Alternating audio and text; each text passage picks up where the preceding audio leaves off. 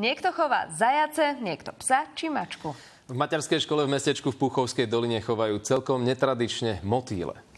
Na vlastnej motýlej farme sa starajú o desiatky farebných krásavcov.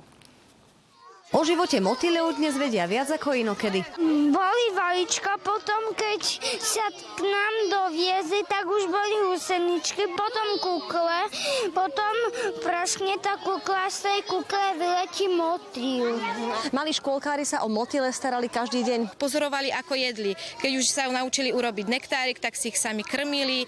Krásne sledovali, ako tie motýliky vytláčajú tie sosáčiky, ako si ich rolujú naspäť. Pestrofarebných krásavcov dnes vypustili na ich prvý let. Prípravy boli veľkolepé. S deťmi a učiteľmi si rukávy vyhrnuli aj rodičia a školský dvor premenili na okulahodiacu záhradu.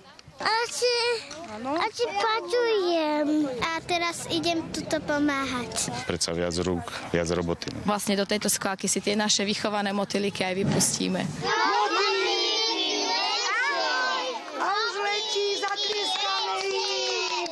No to bolo také pekné, ale mali peknú farbu. No to teda mali. Motýlia farma naučila deti vnímať prírodu intenzívnejšie a vďaka pomoci v záhrade a každodennej starostlivosti si výsledok aj viac vážiť. A už tie deti sú také vyššie späté s tou prírodou, lebo už to upadá u tých detí.